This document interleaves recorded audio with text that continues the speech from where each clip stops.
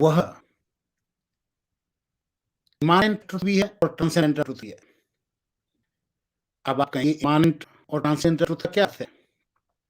साथियों, ये बड़ा सरल है, आपको सरल भाषा में मैं बताऊँ, जो अंदर भी है और बाहर भी है। जैसे ये वस्तु आपको दिख रही है यहाँ येलो पीले रंग की पीले रंग का ये जो एलिप्स है, वृत्त है, तो इसके अंदर भी एवं उसके बाहर भी वह सत्य है, अंतस्थ बहिष्ठ। और जो अंदर और बाहर सब जगह है, वही सत्य हो सकता है। और जो नहीं है, वह सत्य नहीं हो सकता, उसको आप असत्य कह सकते हैं, खंडित कल्पना कह सकते हैं। ये भी हमने आपको बताया था, ये भी हमने आपको बताया था कि जो अविभाज्य सनातन सत्य है, उस अविभाज्य सनातन सत्य में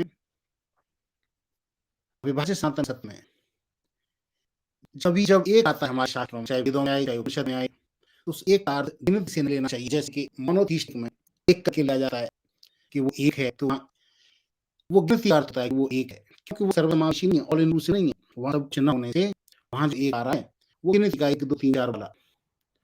और कभी भी उपनिषद में, वेद में, भगवद गीता में, हमारे शास्त्रों में, हमारे संतों के उपदेश में कभी एक आता है, उसका अर्थ होता है पूर्ण, वो सर्वसमावेशी ऑल इंक्लूसिव होता है। इसीलिए उसके लिए हमने शब्द का प्रयोग किया यूनिटरी रियलिटी, यूनिटरी या सिंगुलर रियलिटी। उसका अर्थ हमने सिंगुलर रियलिटी लिया, सिंगुलर रियलिटी। और यहाँ जो मोनो शब्द है वो एक के लिए, एक मोनोथीस्टिक। और यहाँ जो सिंगुलर है वो एकत्व के लिए है, अर्थात अंदर और बाहर सर्वत्र। तो आज हम एक जो सिद्धांत लेने जा रहे हैं आपके लिए, ट्रांसेंडेंटल एंड इमानेंट रियलिटी। उस संदर्भ में आप हम फिर से इसको समझेंगे कि वो इमानेंट भी है, यानी कि इमानेंट का अर्थ जो आपके आगे है, जो आपको दिख रहा है, यह भी इसमें भी वही है। और उनके बाहर क्या है, ये जो भौतिक संसार दिख रहा है, इसके बाहर क्या है, वहां भी वही है। तो ये एक व्यापक सिद्धांत है। इसी सिद्धांत को हम कहते हैं पारपरत्व, पारपरत्व का सिद्धांत। पर भी वही है एवं अपर भी वही है। जो इमानेंट रियलिटी है उसको पर अपर कहा जा रहा है, और जो बाहर है, जो ट्रांसेंडेंटल रियलिटी है, उसको उसको पर कहा जाता है। तो ये जो पीला रंग है, इसके अंदर पर है, और पीले रंग की जो वस्तु है, इसके बाहर क्या है, वो देख फिर समझिए। कोई वस्तु की आप कल्पना कर लें या कोई ब्रह्मांड की आप कल्पना कर लें, उसके अंदर क्या है, वो अपर है। जो हमें व्हाट मीट्स आई जो हमें दिख रहा है वो अपर है, और उसके बाहर क्या है, वो अपर है। शायद ये हम हर बार उल्टा बोल रहे हैं। जो अंदर है वो अपर है, अपर का समझ दो, और जो बाहर है वो पर है। तो पर और अपर का सिद्धांत है। इसी से ट्रांसेंडेंट कहते हैं हम पर को, और इमानेंट कहते हैं हम अपर को। व्हाट मीट्स आई वो इमानेंट है, अपर है, और उसके परे जो है वो पर है, ट्रांसेंडेंट है।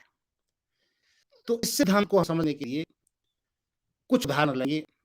पहले आप अंततः, जो अंतस्थ है, जो अंदर है, वो इमानेंट है, जो बहिष्ठ है, जो बाहर है, वो ट्रांसेंडेंट है।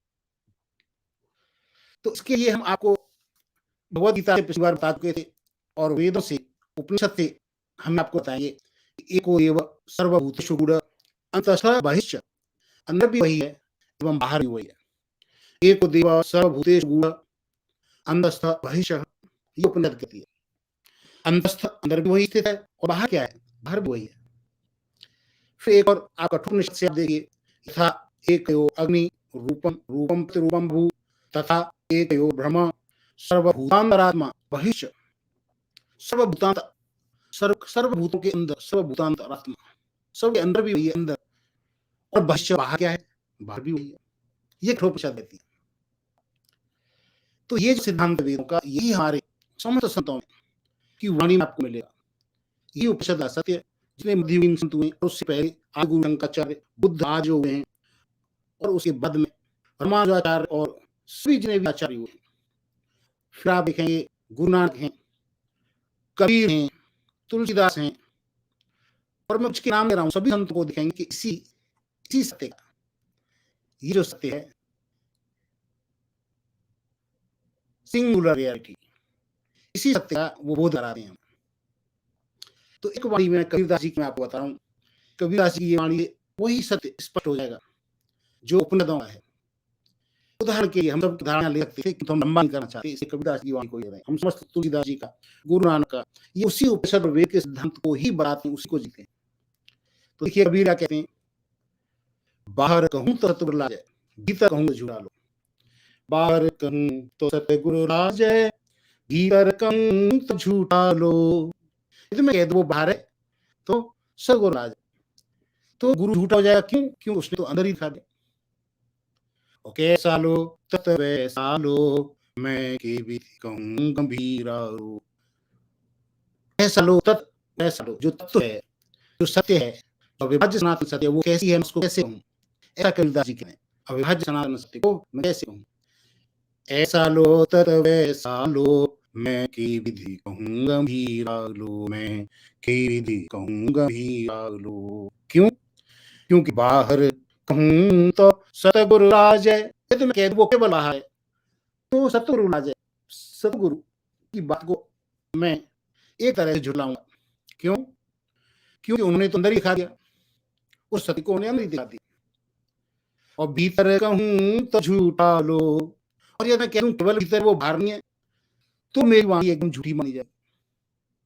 बाहर कहूँ तो सतगुरु लाजय, भीतर कहूँ तो झूठा लो, भीतर कहूँ तो झूठा लो। तो कहाँ है वो? बाहर भीतर सकल निरंतर, बाहर भी है और अंदर भी है। भीतर आप समझते हो बात को? भीतर शब्द अंदर, अंदस्थ जो वेद कहते हैं। बाहर भीतर सकल निरंतर, सकल समय जो सर्वैक सत्य, जो सर्वैक यथार्थ हम कह रहे हैं, उसी का सकल, सकल शब्द जो वो सर्व से आया है, सब जगह पर सकल निरंतर, निरंतर इस बिना किसी अंदर के, बिना किसी भेद के। आप समझ रहे हैं? बाहर भीतर सकल निरंतर, गुरु कृपा दे दिखा लो, गुरु कृपा दे दिखा लो। ऐसा लो तत वैसा लो, मैं की विधि कहूँ गंभीरा लो, मैं की विधि कहूँ गंभीरा लो। कबीरदास कह रहे हैं कि मेरे गुरु की कृपा से, कबीरदास के गुरु समर्थ गुरु रामदास थे, जिन्होंने राम का मंत्र कबीरदास जी को दिया था। तो वो कह रहे हैं कि गुरु की कृपा से मुझे तो बाहर भी वही दिख रहा है और अंदर भी वही सत्य दिख रही है, वही अविभाज्य सनातन सत्य मुझे अंदर और बाहर दिख रही है, सब जगह वही दिख रही है। गुरु की कृपा से, गुरु की कृपा से दिखा। तो संतों की वाणी से वही उपनिषद और वेद की वाणी वो सिद्ध हो रही है। फिर इस सिद्धांत को समझने के लिए ये जो हमने आपके सामने रखा था, परात्पर, पर और अपर का सिद्धांत, पर और अपर, पर अपरत्व, पर अपरत्व, ऐसे कहेंगे, पर और अपरत्व सिद्धांत। देखो सिद्धांत जो व्यापक होते हैं, जैसे ग्रेविटी का सिद्धांत है, तो केवल ही नहीं लग रहा है धरती पर, बाहर भी लग रहा है। ठीक इस तरह सनातन सत्य के जो सिद्धांत हैं वो भी व्यापक हैं, इसलिए पूरी सृष्टि में है। ये बात आप इस तरह से समझोगे कि ये जो यूनिवर्स है, जो आपको दिख रहा है, फिजिकल यूनिवर्स है, जो भौतिक सृष्टि आपको दिख रही है, आपको धरती दिख रही है, सूरज, चांद, सितारे, गैलेक्सीज और समस्त ब्रह्मांड, समस्त ब्रह्मांड के बारे में विज्ञान ने काफी खोज की। ये भौतिक ब्रह्मांड के बारे में ही है, और उसकी सीमा का कहाँ कितना बड़ा हो सकता है ब्रह्मांड, और वो एक बिग बैंग एक पॉइंट से वो बड़ा होगा तो कहाँ तक भी पहुंचा होगा, क्यों स्पीड लिमिट है। तो फिर गैलेक्सीज और इनकी जो प्रेडिक्शंस हैं, वो जो प्रामाणिक तथ्य जो हैं, प्रमाणों पर आधारित काफी कुछ प्रेडिक्ट किया गया है, लेकिन पूरा प्रेडिक्ट किया गया ऐसा भी नहीं है। इसी भौतिक ब्रह्मांड का ही, भौतिक ब्रह्मांड की ही हमने करीब करीब जो बैरियनिक मास है, जो जो जो एनर्जी मैटर है, उसके बारे में जान लिया है। लेकिन कुछ ऐसे अभी भी बने हुए भौतिक के, चाहे डार्क एनर्जी, जैसे डार्क मैटर है, कुछ रहस्य बने हुए हैं, बहुत से रहस्यों को सुलझा लिया है विज्ञान ने। किसके? मैटर एनर्जी का ये यूनिवर्स, फिजिकल यूनिवर्स, इसके सिद्धांतों को उन्होंने समझा लिया है, बहुत कुछ समझ लिया है। तो ये जो फिजिकल रियलिटी है, विज्ञान से भी आगे, विज्ञान को भी दिशा देने वाला सनातन विज्ञान है, विज्ञान को भी दिशा देने वाला, उसको भी गाइड करने वाली सनातन विज्ञान कहती है कि यही भौतिक भौतिक ये जो ब्रह्मांड है, ये बिग बैंग से आया, कि बिग बैंग कहाँ घटित हुआ। तो ये जो रियलिटी है, हम कहेंगे ईमान, जो मैं दिख रहा है यहाँ पर, इसको ईमान किसको कहेंगे? अंतस्थ, इसके अंदर क्या है, या अपर, तो अपर है जो हमारे व्हाट मीट्स द आईज, किंतु उसके बाहर क्या है ये किसी को नहीं पता, विज्ञान को ही नहीं पता। क्या यही है, या इसके अलावा इसके बाहर क्या है, या इसकी कोई सीमा ही नहीं है। अनंत दिखे वाले ब्रह्मांड की सीमा को कोई भी नोबेल प्राइज विजेता भी नहीं बता पाया। सब सोचते रहते हैं क्या है, इसका रहस्य क्या है, इसके बाहर क्या है, ये किसमें हुआ है, ये जो ब्रह्मांड है, ये बिग बैंग किसमें हुआ है, किससे हुआ है, कहाँ से आया है? अवश्य इतनी मैटर एनर्जी कहीं से तो आई है, इतनी ऊर्जा है। किंतु जो सनातन विज्ञान है वो इसके बारे में बड़े अच्छे तरह से बताती है ये कहाँ से आई है। आप देखिए इसके बाहर वो कहते हैं ये सूक्ष्म सृष्टि है, सटल यूनिवर्स। मैटर और एनर्जी का ये यूनिवर्स बहुत छोटा है, इससे कई अनंत गुना ये सूक्ष्म सृष्टि में है। ये यूनिवर्स ही है, ये मैटर और एनर्जी की सूक्ष्म रूप है, आप इसको ये मत समझ लेना। तो यहाँ जो इमानेंट जो रियलिटी है जिसको हम ये फिजिकल यूनिवर्स कह रहे हैं, इसी ट्रांसेंडेंटल, इसके बाहर क्या हो गया? ट्रांसेंडेंट, इसके बाहर, इससे पर, ये अपर होगा जो फिजिकल यूनिवर्स है, इससे अपर, ये अपर होगा स्वयं, इससे पर, ये अपर, इससे पर क्या है? ठीक है, इससे परे क्या है? ट्रांसेंडेंटल यूनिवर्स क्या है? इससे बाहर क्या है? तो वो सूक्ष्म सृष्टि, वो भी सृष्टि ही है। मैटर और एनर्जी की जो आकाश है, जो स्पेस है, उससे भी सूक्ष्म अवस्थाएं हैं। ये भारतीय संस्कृति की खोज है। लेकिन आज हम इसे समझना क्या चाह रहे हैं कि पर अपरता का सिद्धांत, पर भी वही, अपर भी वही। जो अपर है, जो दिख रहा है, उसे जो पर है वह भी वही है। सूक्ष्म सृष्टि इसे बाहर है, तो क्या अंदर सूक्ष्म सृष्टि नहीं है ब्रह्मांड के? नहीं, सूक्ष्म सृष्टि ही थोड़ी घनीभूत होकर, थोड़ी और सॉलिडिफाई होकर हमें इस ब्रह्मांड के रूप में दिख रही है। ठीक है, तो ये जो सूक्ष्म सृष्टि है वो इसके अंदर ही है, फिजिकल यूनिवर्स के अंदर ही है, केवल बाहर नहीं है। वो अंदर भी है और वो बाहर भी है। जिसको हम सूक्ष्म सृष्टि कह रहे हैं, जो आकाश से भी सूक्ष्म है, वो बाहर तो है ही, किंतु अंदर क्या है इस ब्रह्मांड के? वहां भी वही है, वहां भी वही क्या घनीभूत हो गई है। अवस्था भेद है, तत्व भेद नहीं है। स्टेट ऑफ द मैटर, जैसे एक जो कुछ पानी बर्फ बन जाए, समुद्र में कुछ पानी बर्फ बन जाए ठंडे में, और कुछ पानी पानी रहे, तो जो पानी बर्फ है उसको बर्फ कह रहे हैं, लेकिन उस बर्फ के अंदर क्या है बताओ? उस बर्फ के अंदर ही पानी है, और उस बर्फ के जो टुकड़ा समुद्र में पड़ा हुआ है उसके बाहर क्या है? जो बर्फ नहीं है वो भी पानी है। ठीक है, तो सूक्ष्म जो सृष्टि वो पानी की तरह है। उसका कुछ भाग उसका बर्फ बन गया है और कुछ भाग उसका बर्फ नहीं बना है। ठीक है, कुछ भाग उसका बर्फ बन गया और कुछ भाग उसका बर्फ नहीं बना है। तो कुछ भाग ये यूनिवर्स हो गया है। ठीक है, कुछ में वो घनीभूत हो गई है सूक्ष्म सृष्टि, और कुछ में वो घनीभूत नहीं हुई है। जब वो घनीभूत नहीं हुई है उसको हम सूक्ष्म सृष्टि कह रहे हैं, और जो बर्फ बन गई है यानी यूनिवर्स बन गया है उसको हम स्थूल सृष्टि कह रहे हैं, या मैटर और एनर्जी, भौतिक ब्रह्मांड कह रहे हैं, और इस सटल यूनिवर्स कह रहे हैं, सटल यूनिवर्स, सूक्ष्म सृष्टि, सूक्ष्म ब्रह्मांड। तो दोनों में वही है, वही एनर्जी और मैटर की दो अवस्थाएं हैं, किंतु सकल निरंतर। जैसे पानी बर्फ के अंदर बाहर निरंतर है, इसमें कोई भेद नहीं है। पानी में तो कोई भेद नहीं है, अवस्था भेद है, बस घनीभूत हो गया है। घनीभूत हमें ये करा ब्रह्मांड, और जो घनीभूत नहीं है वो सूक्ष्म सृष्टि दिख रही है। एक और बात आप समझ लें कि सूक्ष्म सृष्टि जो सटल यूनिवर्स है वो बहुत विशाल है, उसके एक अंश में बहुत छोटी में, यहाँ मैंने बड़ा कहा है। ऐसा नहीं उनकी साइज का रेशियो जो मैं देख रहा हूँ आपको, ये अनुपात में वो है आवश्यक नहीं, वो तो बहुत है। वो कितना है? वो इतना है कि आप समझो कि एक अंश है, उसके एक अंश में, और जो सूक्ष्म जो ब्रह्मांड है, जो सूक्ष्म सृष्टि, उसमें अनेक ही ऐसे हो सकते हैं। मैं एक दिखाऊंगा आपको, ये यूनिवर्स जो फिजिकल यूनिवर्स है, ऐसे अनेक उसमें जो आप कहते हैं बिग बैंग होके अनेक ब्रह्मांड, ये मल्टी यूनिवर्स बन जाएंगे ऐसे। हमारा ऐसा एक यूनिवर्स में जो दिख रहा है, जो भौतिक है, इसमें अनेक घटित हो सकते हैं। एक सूक्ष्म सृष्टि में अनेक बिग बैंग होके घटित हो सकते हैं। हम एक चीज विज्ञान को बता रहे हैं, सनातन विज्ञान। तो आप देखो भौतिक जो विज्ञान है, जो आज के विज्ञान है, उसको गाइडेंस देने वाली जो विज्ञान है, पीछे पीछे चलने वाली नहीं है, पीछे से जोड़ दी कोई विज्ञान। मैं आपको ऐसी बात बता, जो विज्ञान को पता है मैं आपको बता रहा हूँ, वो भी बताता हूँ, वहां भी ठीक बैठती है। जो विज्ञान मूर्ति आ रही है, ये सनातन धर्म में वहां ठीक बैठता है, किंतु जो विज्ञान नहीं खोज पाई है वहां पर भी ठीक बैठता है। ठीक है, जो विज्ञान खोज पाई है वहां पर भी ठीक बैठता है, और जो नहीं खोज पाई है वहां उसका मार्गदर्शन कर रहा है। ऐसा नहीं होता, तुम इतना प्रयास नहीं कर रहा आप लोगों के सामने, क्योंकि वो विज्ञान को दशा दे सकता है, आज के ज्ञान को दशा दे सकता है। भारत कोई जमीन का टुकड़ा नहीं है, भारत जो ज्ञान में रहता रहा है, किंतु रिलीजन के आ जाने से, ये बाहर के मजहब आ जाने से, ये भूमि के टुकड़े ने ज्ञान से संबंध ना तोड़ दिया है। आज आपस में भिड़ चले जा रहे, ज्ञान से संबंध तोड़ के। तो वो ज्ञान दोबारा से विश्व गुरु भारत बने इस ज्ञान के द्वारा, और समस्त मानवता लाभान्वित हो, सारे लोग लाभान्वित हो, सुदैव कुर्मुख, सारी तरह से लाभान्वित हो। एक विज्ञान जो खोज हो चुकी थी उन्होंने आपके सामने ला। तो आज आपको इसका उत्तर मिल गया कि बिग बैंग कहाँ घटित हुआ था, जो विज्ञान नहीं दे सकती, विज्ञान को नहीं पता, आज की भौतिक विज्ञान को नहीं पता कि ये जो दिख रहा है से बाहर गया है, उसको अंदर का अभी पूरा नहीं पता है।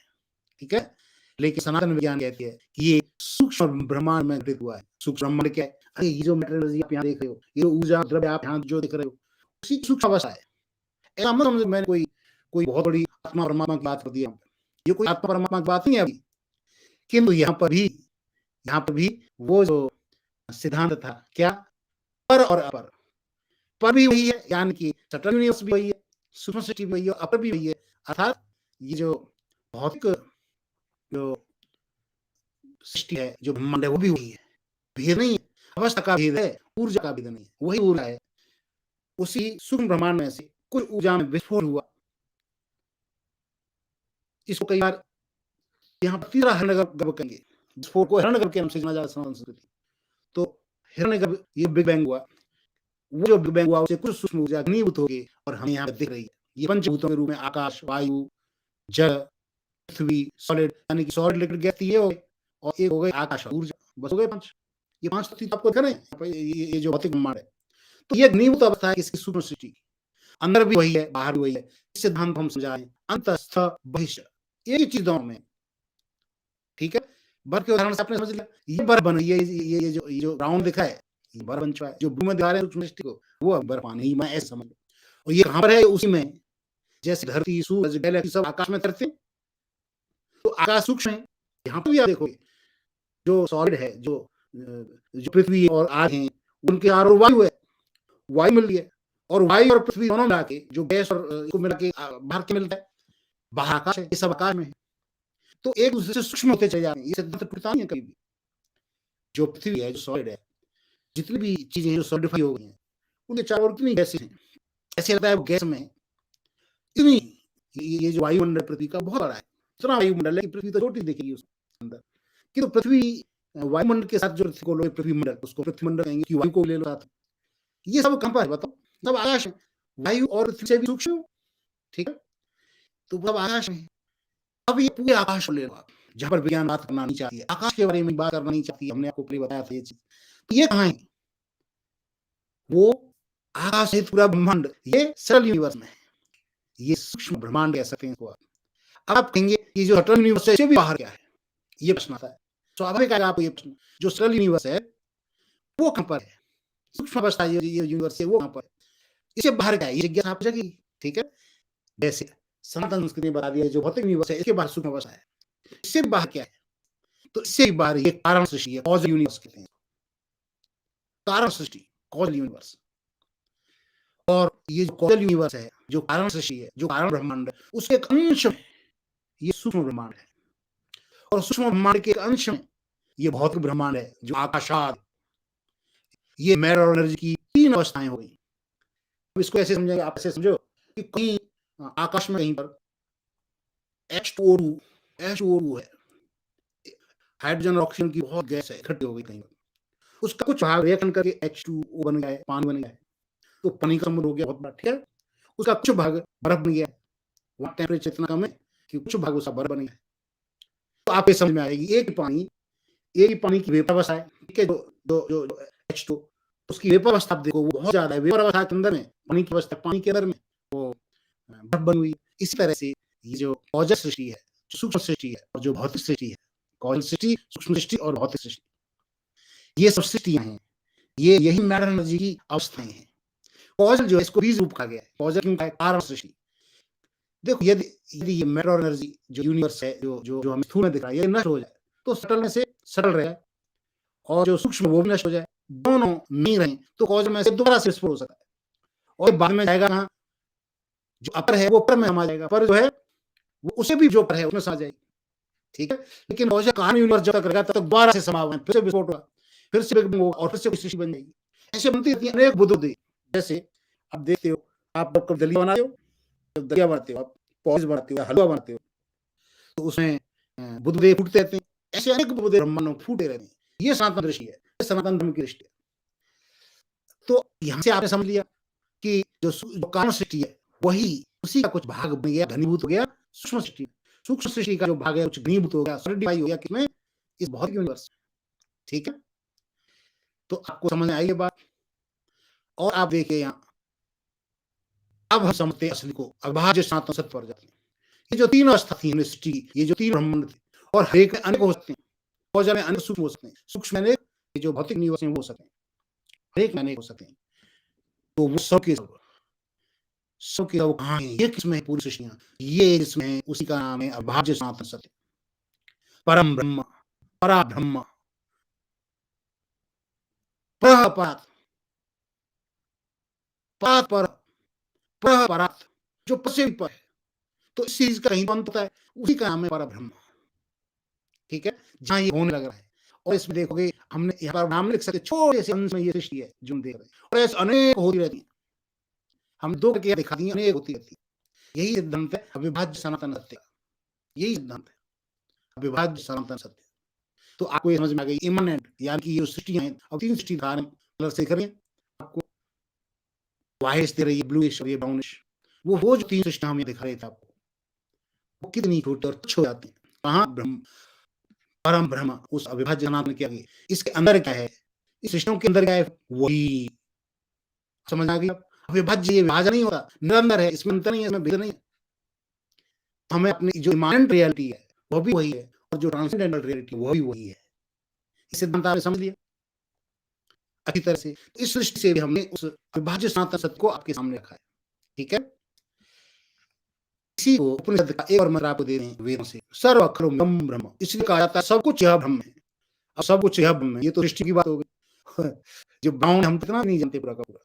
सब कुछ ये ब्रह्म यह, लेकिन क्या इदम? नो, इसके बाहर जो है वह भी ब्रह्म ही है।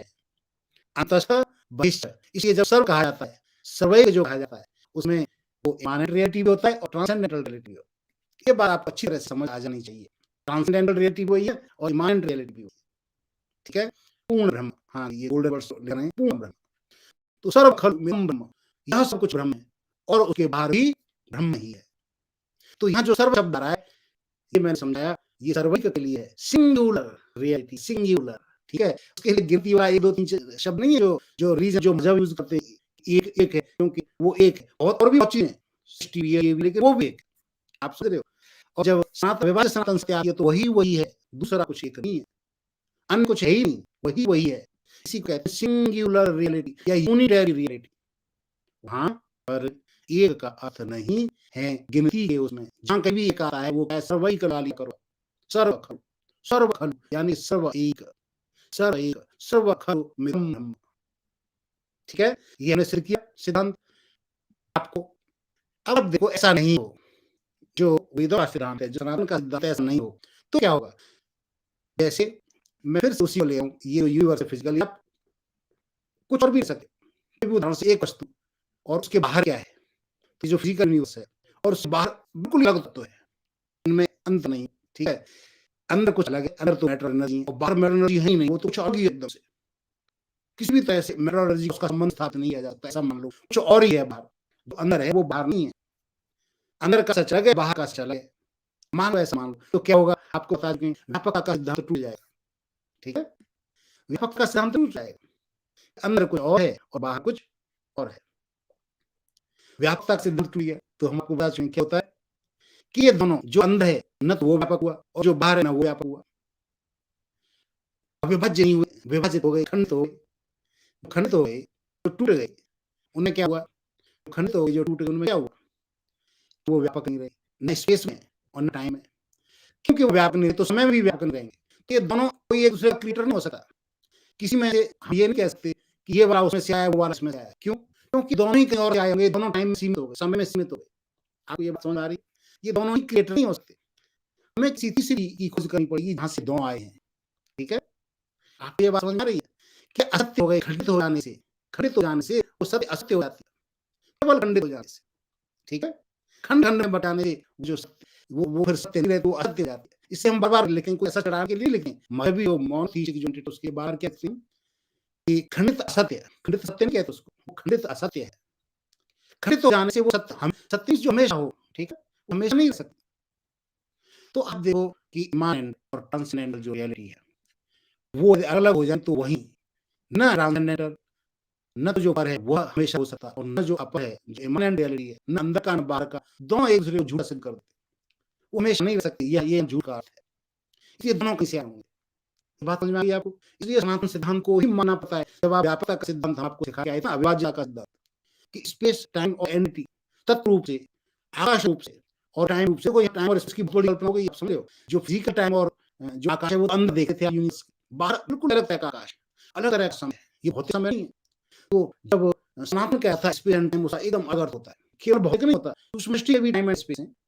काल के टाइम एंड स्पेस, ठीक है? तो दोनों झूठ हो गए। अब आप देखेंगे, देखो रिलीजन में यही हो रहा है। वहाँ वो जो गॉड अल्लाह या जो मोनोथिस्टिक एंटिटी है, जिसको हम कहते हैं एक दैववादी जो हस्ती है, वो न तो ट्रांसेंडेंटल है और ना इमानेंट, न तो अंदर का सच है, वो बाहर का सच है।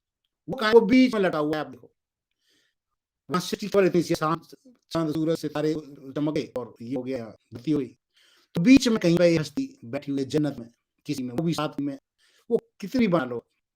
और वो कहते थे मोनोथिस्टिक मिलनी ये थी, लेकिन वहाँ मैं क्या, तो शैतान साथ में आता है हमेशा।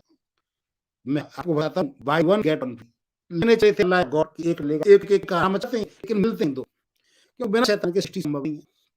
उसका बड़ा हाथ है आदमी को धरती पे भेजने में, हमेशा उसका हाथ मिल गया, ठीक है ना? जन्नत और जन्नम दोनों कैसे बही रहे, इसमें उसका हाथ मिल रहा है, नहीं तो जन्नत बेकार हो जाएगा। समझ आ गया? ये डिवीजन है, ये डिवीजन है क्रिएटर और क्रिएशन का। आप देखो कि ये क्रिएटर नहीं हो सकता, जैसे मैंने यहाँ बताया कि व्यापक न होने से, व्यापक न होने से ये जो है वो क्रिएटर नहीं हो सकता, वो सृष्टिकर्ता नहीं हो सकता। They are neither immanent and not transcendental. जो मोनोथिस्ट एंटिटी है, गॉड अल्लाह हो, जो नाम से आप काटते हैं, वो पुस्तकों में मोनोथिस्ट जो एंटिटी है, हम इसको क्या कहते हैं? Monotheistic entity. वो न तो इमानेंट रियलिटी है, न ट्रांसेंडेंटल रियलिटी है, दोनों में से। इसलिए बेस्ड ऑन पर अपरत्व का सिद्धांत इस पर असफल हो जाती है, इसलिए झूठ सिद्ध हो जाती है। ये आप एक उदाहरण से देखेंगे, हम उस पर नहीं जाएंगे, आपको पहले बता चुके हैं कि ये जेनेसिस में आप देख रहे हो, गॉड की सोल, गॉड को ही छोड़, गॉड है यानी कि उसका शरीर की, फिर उसकी आत्मा अलग एकदम है, और वो भी मंडरा रही है, आत्मा की व्यापक नहीं है उसकी, गॉड की सोल वो मंडरा रही है। मंडराने का सीमा होता है, कोई भी चीज भी गति कर सकती है वो सीमित, ठीक है? तो अनेक तरीके से मैंने आपको समझाया कि ये जो मोनोथिस्टिक एंटिटी है, न वो ट्रांसेंडेंटल रियलिटी है, न वो बाहर वाली रियलिटी है, न वो अंदर वाली रियलिटी है, और दोनों में से एक भी मान लो उसको, तो भी वो व्यापक नहीं है। ये बड़ा डिवीजन है, इसलिए वो अखंडित सत्य कहते हैं। हमने उसको क्या कहा था, फिर से जाओ उस पर, आप देख के आओ क्या कथा हमने। नहीं किसी को ऐसा लगा होगा कि चिढ़ाने के लिए बोले, नहीं सर, हम आपको विज्ञान बताते हैं। मोनोथिस्टिक अनरियल, ठीक है? यूनिटरी रियल, मोनोथिस्टिक अनरियल, एक थईवादी कल्पना, कल्पना का अनरियलिटी का, ठीक है? यूनिटरी केवल सिंगुलर रियलिटी ही रियलिटी हो सकती है, वही हमेशा हो सकती है, वही सत्य हो सकती है। ये अनेक सिद्धांत से हमने आपको समझाया, और फिर रिवीजन पर आ जाते हैं आपको अंदर करने के लिए इसका, कि अविभाज्य सनातन सत्य हमने यहाँ लिखा है, बाधित अविभाज्य सनातन सत्य, इसको आप जाने, इस अंतर को पहचाने। भारत उसका ज्ञान कितना पहुंच गया था, इसकी आपको एक झलक मिली होगी, कितना ज्ञान विज्ञान का पहुंचा था। आज की विज्ञान को मार्गदर्शन देता है, विज्ञान जहां तक पहुंच रही है, वहां वहां उसकी खोजें प्रमाण होती है, और जहां विज्ञान नहीं पहुंची है, वहां पर भी उसकी दृष्टि होती है। इस ज्ञान को प्राप्त करें, और मेरे समस्त भारतवासियों, उपमहाद्वीपवासियों, सब कॉन्टिनेंट के निवासियों और समस्त विश्व के निवासियों, आप चाहे सनातनी हो तो क्या अपने सनातन को जनाएं, उसको जाने पहले क्या है। और आप मजहबी भाई, आप मजहबों में आ गए, धर्म को छोड़कर आप मजहबों में फंस गए, किसी कारण से फंस गए, चाहे आप तलवार के डर से फंस गए हो, चाहे प्रलोभन से फंस गए हो, वहां बेहतर गुरुओं के चक्कर में फंस गए, या जन्नत और जहन्नुम के चक्कर में फंस गए हो। काल्पनिक जन्नत और जहन्नुम, जन्नत और जहन्नुम भी काल्पनिक है, ठीक है? सीमित है, जन्नत में अंदर बैठा हुआ है, इसलिए मैं कहा वो ट्रांसेंडेंटल ट्रुथ है, न इमानेंट ट्रुथ है। इन सब के चक्कर में आप फंस गए हैं, तो इसको जाने, परम सत्य हो रहा है, परम सत्य है। इसी सद्भावना के साथ हम अपने इसको समाप्त करते हैं। बहुत बहुत धन्यवाद। आपने लाइक किया है क्या सर? बस देखते रहें आप। आपने लाइक शेयर किया है, शायद किसी मॉडरेटर ने भी लिखा नहीं है एक बार कि भाई वीडियो लाइक कर, देखो याद देना पड़ता है, क्योंकि मैं इसमें बोर्ड में व्यस्त हूँ।